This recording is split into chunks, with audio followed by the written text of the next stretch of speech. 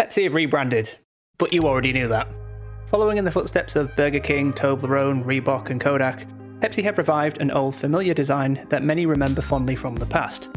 Retro design is a common trend in branding and has successfully made the jump from dribble to the mainstream. Just like Hollywood, why try and be original when you can just make another sequel? But judging by the reaction to Pepsi's rebrand, this seems to have certainly paid off. Honestly, they could have changed the logo to anything and it would have been an improvement. Enough has been said about the 2008 logo that this image sums it up perfectly. It was boring, corporate, generic, soulless, coupled with a laughably bad brand document and style guide. Pepsi often changed their logo and brand to suit the current market, and the 2008 logo was very on trend for the time as the flat design revolution was starting to gain traction. The results were just as soulless for Microsoft as they were for Pepsi. With nostalgic rebrands being all the rage, Pepsi have jumped on this bandwagon too. They have flirted with some retro designs in recent years, which include bringing back an ancient logo, plus product placement and collaborations with the likes of Stranger Things, a show which also taps into the burning nostalgia from the 1980s. This has culminated in Pepsi reviving arguably their most recognisable logo used in the 70s and 80s. The brand aims to connect consumers with its history, as Pepsi had this logo that many saw as timeless, sitting there the whole time, so it made sense to bring it back. While this may be true, the Netflix series Pepsi Where's My Jet may have contributed to this, as the docu-series in particular was brimming with vintage Pepsi design and advertising. The brand of the 90s feels much stronger and more sure of itself compared to today, back when Pepsi wasn't trying to bring about world peace. Either way, what's old is new again, but for whatever reason they have abandoned the blocky typography for something more curvy. It's the familiar and comfy logo from the past brought back with a glossy, punchy rebrand. While it is familiar, very few consumers seem to care whether the new logo is actually good, as it seems to feel right at home next to other petrochemical logos. It's an odd mashup of old and new. The rebrand features high-tech soda machines and Tesla semi-trucks, with zero sugar cans being front and centre, which definitely isn't an accident. If the rebrand video doesn't give it away, this is targeting a younger audience, as according to Pepsi, 30% of Gen Z avoid sugar in their drinks. The turnaround in everyone's perception of the Pepsi brand is fairly remarkable. It scratches the nostalgia itch for sure, and it's another clear example of how powerful nostalgia can be for a brand.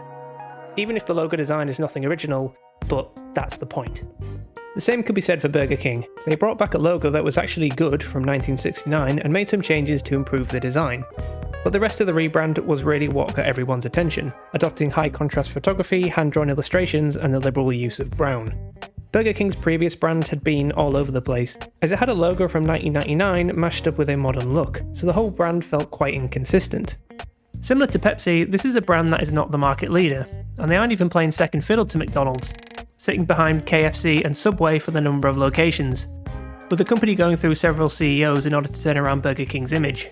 Instead of following in the footsteps of the market leader and constantly playing catch-up, going in a completely different direction was a good call.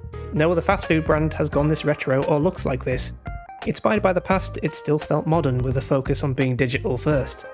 This brand does run the risk of looking outdated in say a decade by latching onto a popular trend, but still, the reception of this brand was incredibly positive, with the revived logo being very warmly received. They also made this great monogram, that they refused to use. But nostalgia is a funny beast. It doesn't guarantee success. Subway updated their 1973 logo in 2016, but once again this logo didn't have the nostalgia attached to it. The new logo and brand also weren't especially convincing, so this response was much more mixed.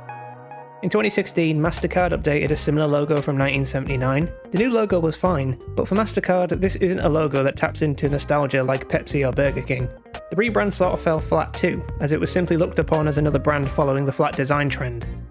Pizza Hut had the chance to beat Burger King to the punch, as they brought back their 1974 logo. Another logo many look back on fondly, but Pizza Hut didn't go all the way and only used this logo for select promotions. A massive missed opportunity. Kodak and Reebok attempted to do the same when each brand was relaunched. Each rebrand revived a classic logo and new product lines that actually weren't all that new. Kodak even attempted to launch a new Super 8 camera. It seemed like a good idea in theory, as vinyl records are all the rage, but this product has yet to see the light of day. Reebok's retro-inspired brand and product line seemed like a good direction too, in order to separate it from other sports brands, but the results were so bad, it led to Adidas selling the Reebok brand altogether. Sometimes just nostalgia isn't enough. These rebrands were well received, but haven't translated into sales. For Reebok, this should have been a slam dunk, with other retro brands like Fila and New Balance have seen resurgence in recent years. Everyone's favourite dad shoe brand New Balance saw record growth with the help of StockX. Dusty old trainers from the past are now cool again. Along with a bunch of collaborations with influencers and designers, sales have increased tenfold. I've spent way too much time researching other examples, so I'm going to list some more off here.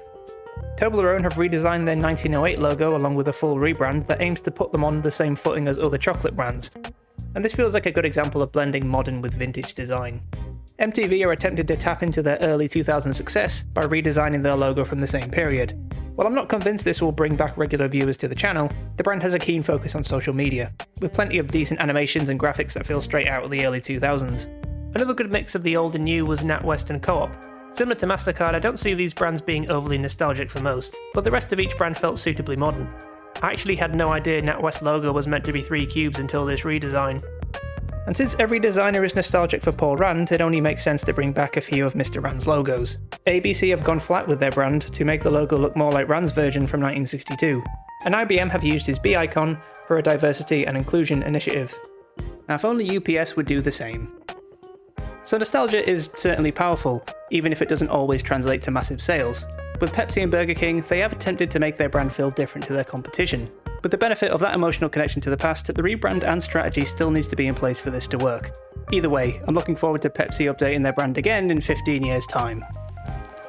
Bring back Crystal Pepsi, you cowards.